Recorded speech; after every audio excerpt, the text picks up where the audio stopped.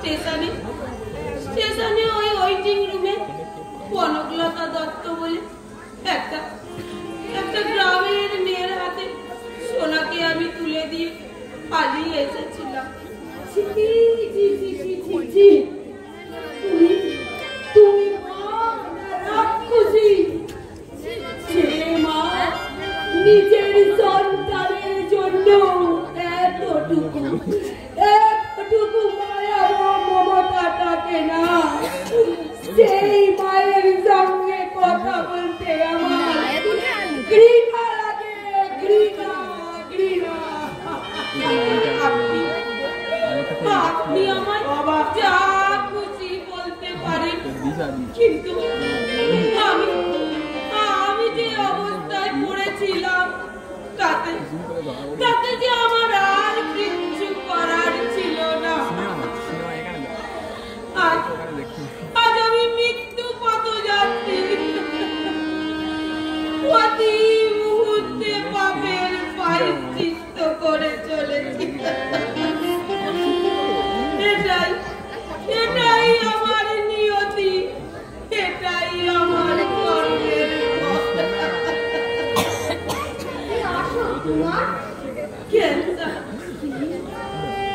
কি বললে তুমি?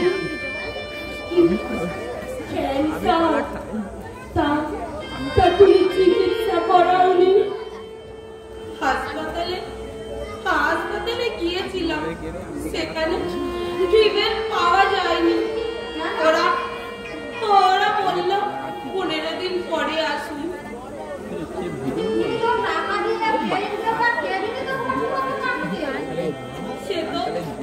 সে তো অনেক টাকার দরকার, সে টাকা যে আমার নেই। টাকা নেই কেন? তুমি তো সিনেমায় অভিনয় করতে।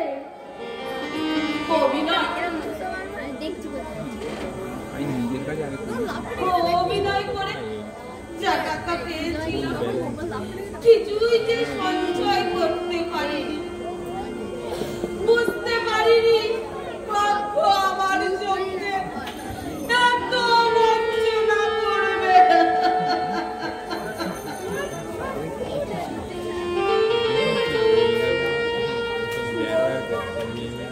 সুন্দর একটা আংটি ছিল, সেই আংটিটা কোথায়?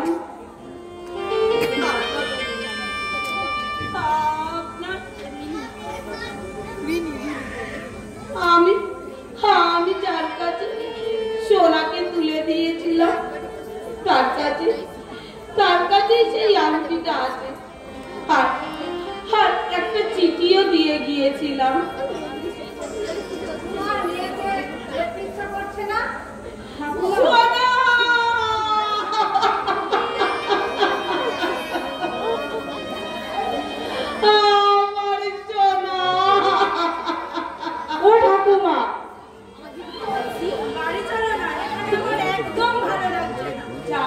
যাবো দিদি ভাই, যাবো।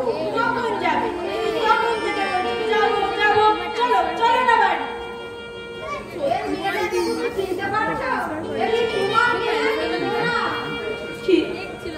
কি বলছে? ও আমার মেয়ে, আমার সোনা। আয় মা, আমার কাছে আয় মা, আমার কাছে আয়। না না, আমি যাবো না তোমার কাছে। ও ঠাকুমা চলো না, বাড়ি যাবো আমি। উনি আমার মা নয়, আমি মায়ের কাছে যাবো। চলো না বাড়ি, উনি আমার মা হবে কেন? চলো না, সে কখন থেকে বলছি চলো।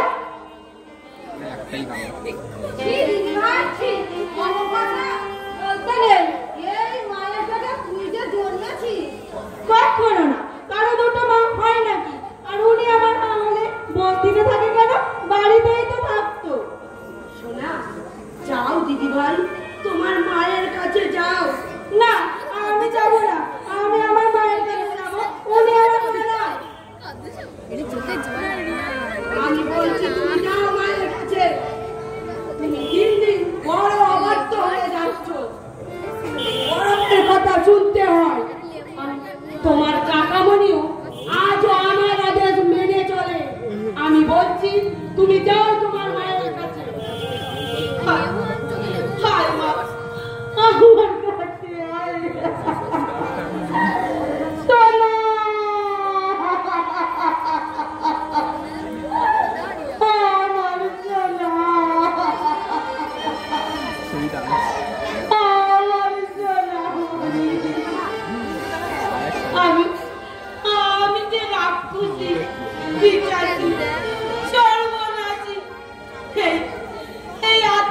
সুখের জন্য তোকে তোকে যে আমি বিলিয়ে দিয়েছিলাম সোনা, সে মহাপাপের প্রায়শ্চিত্ত করে চলেছে।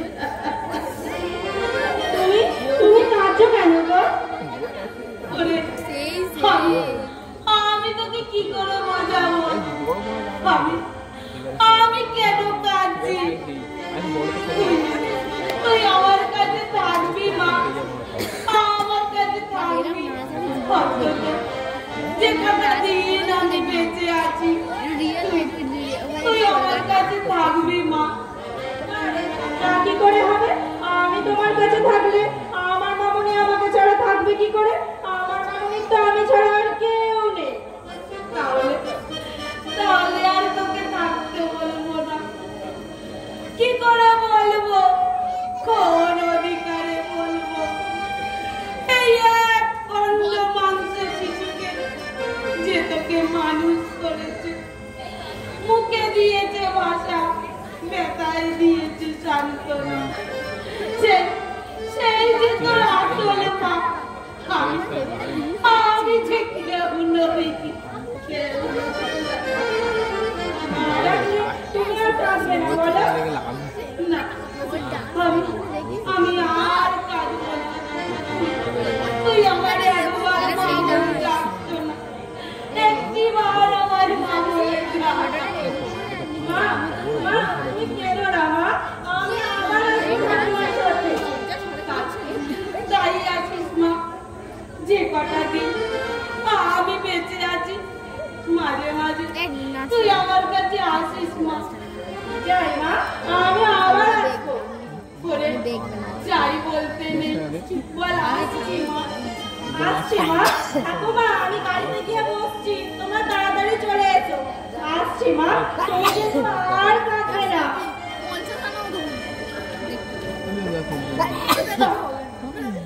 আজ আমার জীবনের পাত্রটা যে কানায় কানায় ভরে গেল, কিন্তু কেন জানি না আমার যে আজ খুব বাঁচতে ইচ্ছে করছে। কিন্তু আমি যে শুনতে পাচ্ছি আমার মৃত্যুর পদধ্বনি। ওই যমরাজ আমার মৃত্যুর পরোয়ানা জারি করে দিয়েছে। শোনো, যদিও আমি ভুলতে পারছি না আমার শুভেন্দুর মৃত্যুর জন্য তুমি দায়ী। আমার সোনাও হারিয়ে যেতে পারত, সেও তোমারই ভুলের জন্য। মা, কথাটা আমাকে শেষ করতে দাও। শুভেন্দু মারা গেলেও আমাদের একটা নৈতিক দায়িত্ব থেকে যায় তোমার উপর। তুমি কালই হাসপাতালের কেবিনে ভর্তি হয়ে যাবে। যত তাড়াতাড়ি পারি আমি দেবুর হাতে টাকা পাঠিয়ে দেব। আমার একটা অনুরোধ রাখবেন মা। বলো। যে কটা দিন আমি বেঁচে আছি মাঝে মাঝে সোনাকে একটু দেখিয়ে নিয়ে যাবেন মা। আর যে মেয়েটা সোনাকে মানুষ করেছে তাকে যে আমার বড্ড দেখতে ইচ্ছা করছে। কত নিজের সুখ শান্তি বিসর্জন দিয়ে আমার মেয়েকে নিজের সন্তানের মতন মানুষ করেছে। কুমারী মেয়ে, মনে যে ওর কত আশা ছিল, কত স্বপ্ন ছিল, সব যে আমার জন্যই নষ্ট হয়ে গেল। আমি যে ওকে কিছুই দিতে পারিনি মা। সে ভাবনা তোমার নয়, সেই ভাবনা আমাদের। যে মেয়ে আমাদের জন্য এত কিছু করতে পারে তাকে আমরা কখনো বঞ্চিত করব না। ওর যাতে ভালো ঘরে বিয়ে হয় তার ব্যবস্থা আমরা নিশ্চয়ই নেব, তাই তো বৌদি? হ্যাঁ, আমরা অকৃত যদিও কনক আমাদের কাছে মিথ্যা পরিচয় দিয়েছিল শুভেন্দুর স্ত্রী বলে, কিন্তু তবু তবু ওর উপর আমাদের কোনো ক্ষোভ নেই, কারণ ও ছাড়া যে ওর আর কিচ্ছু করার ছিল না।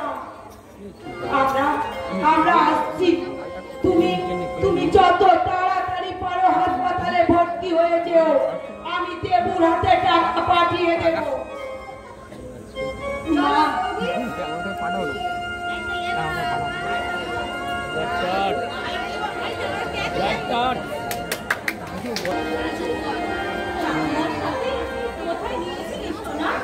বস্তিতে আমার আর একটা মা আছে, তার কাছে। হ্যাঁ গো মামনি, বস্তিতে আমার সেই মা নাকি আমার আসল মা, ঠাকুমা বলছিল। শোনা, হ্যাঁ আমাকে জড়িয়ে ধরে সে কি কান্না, তার নাকি আবার অসুখ করেছে, আর বাঁচবে না। আমাকে আবার যেতে বললো, বললো আমাকে মা বলে ডাক। ডাকলি তুই মা বলে? আমি ডাকতে চাইনি গো মামনি, ঠাকুমা ধমক দিল। আচ্ছা মামনি, ওই সেই মা আমাকে পেটে ধরেছে আর তুমি আমাকে মানুষ করেছো, তাই না? এসব কথা তুমি কে বলছো শোনা?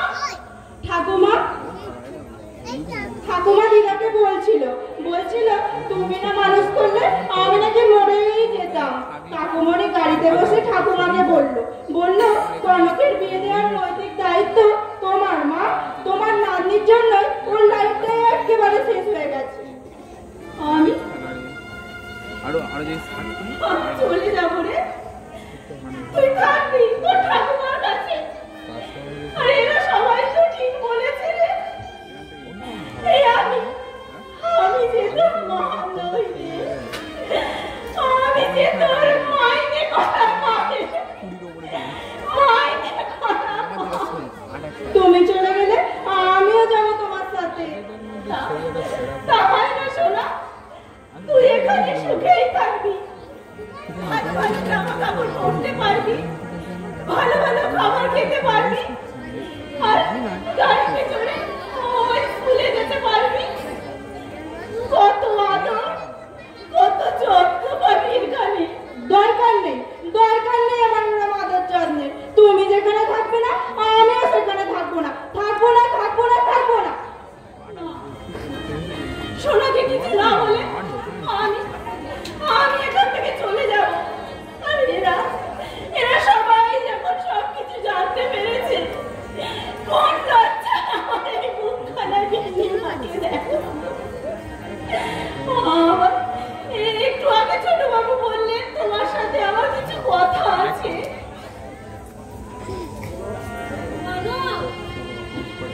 কি ঝড়টা দিয়ে আপনি? হ্যাঁ ভাই, তোমাকে আমি একটা কথা বলতে এলাম। ওই দিব্যেন্দু ঠাকুরপো আর মাসিমা পিসিমা আলোচনা করছিল তুমি নাকি সোনার মা না, সোনাকে তুমি মানুষ করেছো, তাই তোমাকে 20,000 টাকা দিয়ে বিদায় করে দেবে।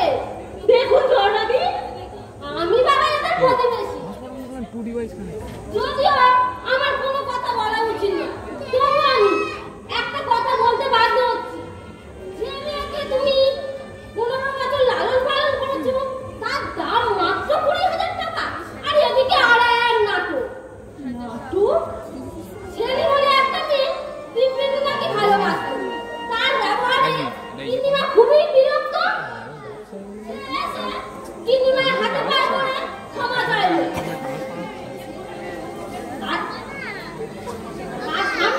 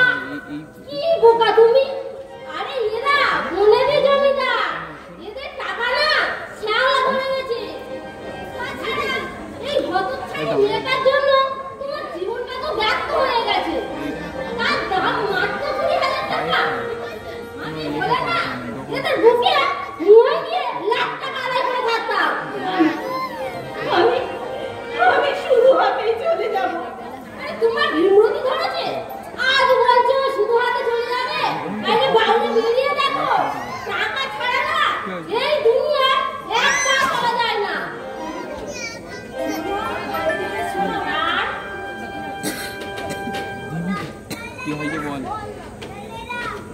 কি না না মনোদি এ হয় না এ হতে পারে না মনোদি কেন হবে না তুমি তো বলেছিলে মাকে রাজি করাবে মনোদি পাইতে দিয়েছে কাজ ওই মনের স্বপ্ন আমি কোনোদিন দেখিনি মনোদি আমি কোনোদিন চাইনি যে আমার জন্য এই সংসারে আমার নতুন করে ঝাড়ুক ওকে ওকে তুমি বলে দিয়েছো নাকি দেখো আমি করবো না মনোদি দেখো আমি করবো না কে কে ছিল মোনা ছোট বাবু এত কত তোমার ওর পরিশ্রম ছেড়ে নাক গলাতে এসো না কথা বলে জানো না তোমার আরে কথা বলে না শুনছে বাড়ির উত্তর বেশি না বললো আমি বুঝতে পেরেছি এই দিব্যেন্দু ওকে দেখে পাঠিয়েছি মহারণ দোষা আমাদের উচিত কনককে একটা সংসারই করে দাও এই দেবু এখনো ছেলে মানুষ এই সংসার সম্পর্কে কোনো অভিজ্ঞতাই নেই আর কেনই বা ওর বিয়ে ঝামেলা দিতে যাবো আমরা ও কিন্তু অন্যায় করেছে কিসের অন্যায় মেয়েটাকে দিয়ে যখন ওর মা চলে গেল তখন ওই কনকের উচিত ছিল মেয়েটাকে কোনো থানায় জমা দেওয়া তা না করে মেয়েটাকে নিয়ে কাশিতে পালিয়ে গেল এটা যাই বলো এটা কিন্তু আইন বিরুদ্ধ কাজ দেখো সত্যি তবে হ্যাঁ মানবিকতার খাতিরে ওকে আমরা পুলিশে দেব না আপনি বরং ওকে 500 টাকা দিয়ে দিন ও খুশি হয়ে চলে যাবে 500 টাকা বেশি হয়ে যাচ্ছে তাই না তাহলে আপনি বরং 102 টাকা হাতে দিয়ে দেবেন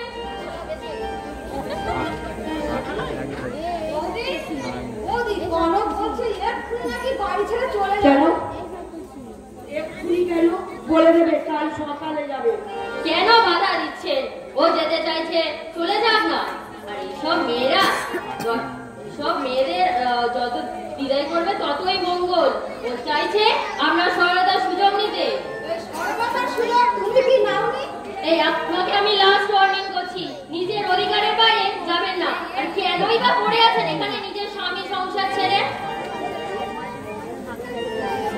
বৌদি এই অশুভ মেয়েটাকে এক্ষুনি বাড়ি থেকে বার করে দাও যার মধ্যে এতটুকুনি শিষ্টতা সৌজন্যবোধ নেই তুমি তাকে ছেড়ে বউ করবে এই আপনার কাছে আমি চুপ করো তুমি একদম চুপ করো তুমি এখনো এই বাড়ির কেউ নয় আর ঠাকুরজি এটা বাপের বাড়ি কথাটা মনে রাখলে আমি খুব খুশি হব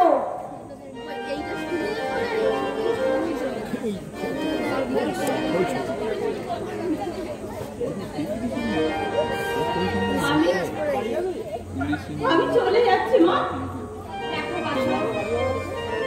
আমি তোমাকে চলে যেতে বলিনি কিন্তু এখানকার প্রতিবেশীরা সবাই জানে তুমি আমার বড় ছেলের বউ আর যদি সবাই জানতে পারে তুমি আমাদের কেউ না তখন তখন তুমি লজ্জায় মুখ দেখাতে পারবে না মা এত কথা বলছেন কেন ও যেতে চাইছে চলে যাক আর এইসব মেয়েদের দয়া দেখানোর কোনো অর্থ হয় না ওর 14 পুরুষের ভাগই ওকে আমরা পুলিশে দিইনি এইসব মেয়েদের দয়া দেখানোর কোনো অর্থ হয় না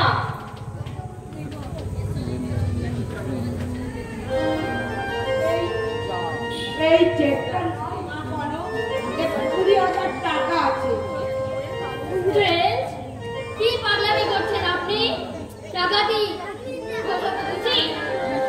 কেন দিচ্ছি তুমি বুঝবে না মা চেকটা আমি আমি টাকা চাই না মা আর ওই টাকা আমার কোনো দরকার নেই আরো বেশি টাকা চাইছো তুমি এত লোক তোমার স্বীকার করছি মেয়েটাকে তুমি মানুষ করেছো কিন্তু জীবনে 20,000 টাকা দেখেছো একসাথে ছি ছি ছি ছি এই এমন লোভের না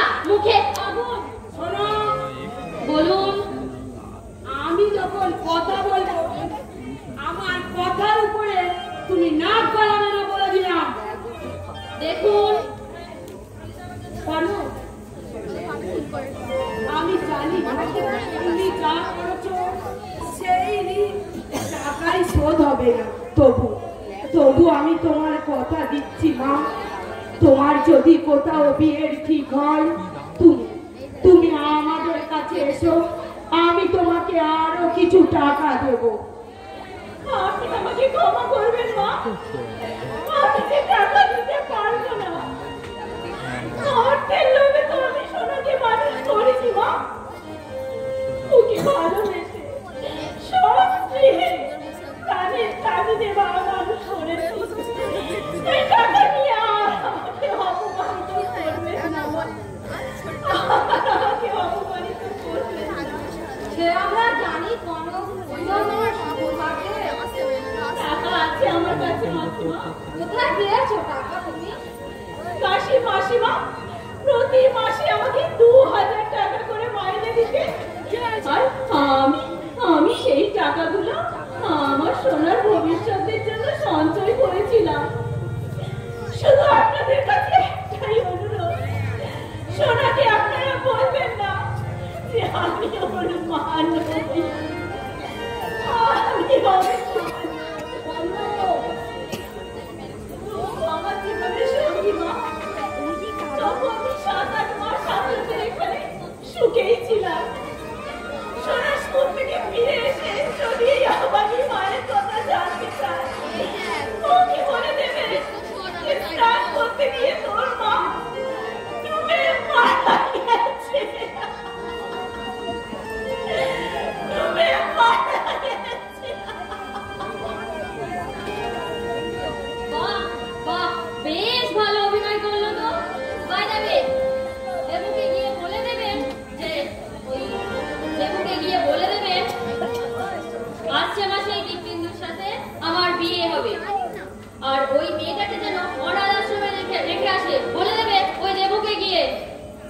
শোনো বৌদি, এই অসভ্য মেয়েটা তোমার ছেলে যদি বিয়ে করে, তোমার অদৃষ্টে অনেক দুর্ভোগ আছে, এখনো সময় আছে, ছেলেকে গিয়ে অন্তত বোঝা।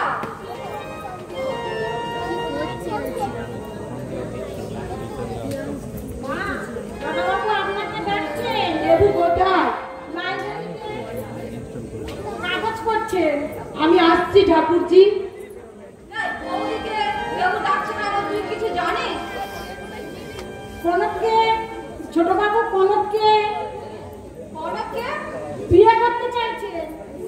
আমাদের দেবু সেদিকে তার একদম পছন্দ নয়। কলেজে পড়তো, তখন ছোট দাদাবাবু কথা দিয়েছিল, তখন তো জানতো না ওর আচার ব্যবহার মোটেই ভালো নয়। ছোট দাদাবাবু পাশাপাশি কনককে বেছে নিল, কনককেই পছন্দ হয়েছে। কি আশ্চর্য! তুই এসব কথা আমাকে কেন বললি না রে?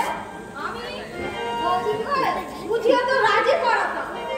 আর তুলসীর তো অনেক দেখলাম রে মনো।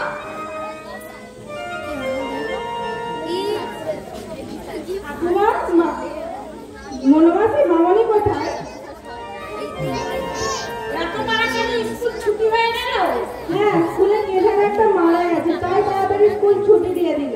আচ্ছা মামনি কোথায়? আসলে স্কুলে ড্রেস করতে পেরেছি। বন্ধুর সঙ্গে দেখা করতে গেছে মা।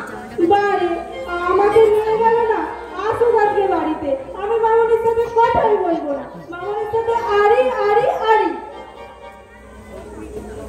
পিসিমা আর মিথ্যা কথা বলে টাকা দেবো। কি করবো মা? একটু যদি বলি তোর মা এই বাড়ি ঘর ছেড়ে চলে গেছে। ঠিক যা আমার শাশুড়ি করে ছোট কাণ্ডমা দিয়ে বসবে রে।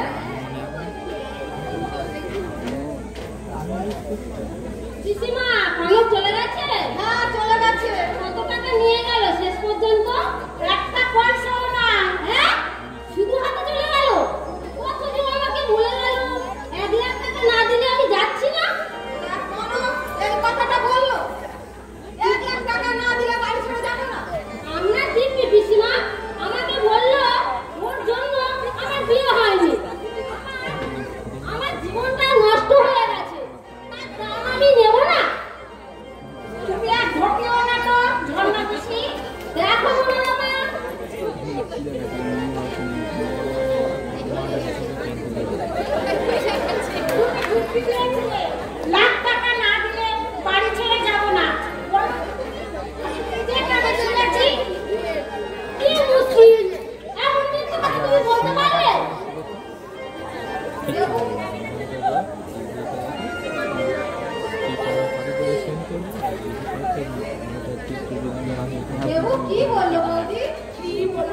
হতো। মেয়েটা এখন চলে গেছে, বলছে মা আমি কনককে বিয়ে করতে চাই মা। কিন্তু মেয়েটা তো চলে গেছে, কোথায় আমি খুঁজি বলো তো? কি মুশকিল মাঝিমা, বাংলাদেশে কি পাত্রী মোরগ লেগেছে? আমি বলুন আমি হাজারটা পাত্রী জোগাড় করে দেবো। একটা আপনাকে পুলিশি চাল বাদ নিয়ে তোমার চাইতে অনেক হাজার গুণ ভালো মেয়ে। দেখো মনে বাবা, ঠিকই বলেছে, যে মেয়ে 20,000 টাকার চেয়ে অবহেলায় ফেলে চলে যায় তার কোনো কুলশীলের প্রয়োজন হয় না। তার ত্যাগই প্রমাণ করে তার মনটা কত বড়। এক মেয়েটাকে খুঁজতে হবে।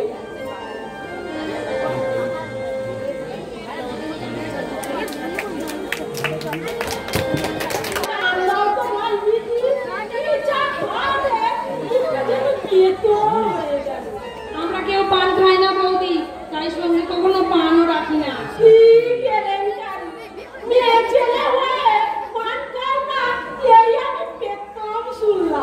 তুমি তো অনেক কিছুই শোনোনি জানো। জানো মানুষ এখন চাঁদে যাচ্ছে, শুনেছো তুমি কখনো? মানুষ কি এখন ভগবান হয়ে গিয়েছে তাই চাঁদে যাচ্ছে? যত সব ওরা সৃষ্টির কথা। যাকে যাকে আমি সেই নিয়ে তোমার সাথে কোনো তর্ক করতে চাই না। তা বিনির বিয়ে দিয়েছো তুমি? আর বলো যা, বিবির বয়স কি এখন হয়েছে? এখন 5 বছর বাকি। কত বয়স হলো বিনির? কত আর হবে, বছর 20 বোধহয়। তোমার মাথা বিবি এখন ক্লাসে 8-এ পড়ছে। বয়সের সঙ্গে লেখাপড়ার কি সম্পর্ক বৌদি? কনক চলে গেছে তা প্রায় 14-15 বছর তো হবে। তখন 9-10 বছরের বিনি। ওই উনার মুখে যার নামে জানা তার সঙ্গে আমার বিবির কিসের সম্পর্ক? বিবি এখন পরখ করছে। কি কেলেঙ্কারি! সত্যি মাসি, কনকটা যে এইভাবে নিরুদ্দেশ হয়ে যাবে তা আমি কখনো ভাবিনি। মাঝে মাঝে ওই পোড়ামুখীর কথাটা মনে পড়লে না আমার বড় কান্না পায়। তোমার কান্না পায়? ওই চুলোর মুখের জন্যে আমার